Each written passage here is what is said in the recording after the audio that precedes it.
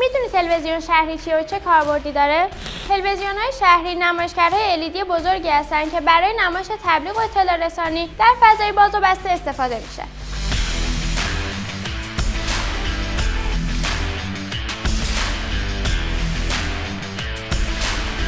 چه جاهایی میشه از تلویزیون شهری استفاده کرد؟ مراکز خرید و مجتمع‌های تجاری، فست‌فودها و رستوران‌ها، هتل‌ها و نمایشگاه‌ها، برندهای بزرگ و فروشگاه‌ها.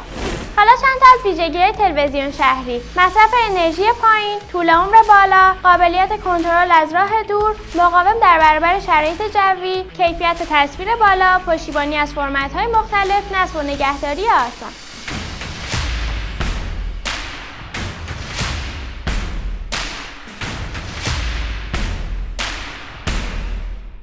شما میتونید این تلویزیون ها را از مجموعه های خریداری کنید که 0 تا 100 تولید به خودشون باشه و تمامی قطعات رو در اختیار داشته باشن. با توجه به نیاز مشتریان، پشتیبانی و خدمات پس از فروش داشته باشن و بابت کیفیت محصول به شما اطمینان بدن.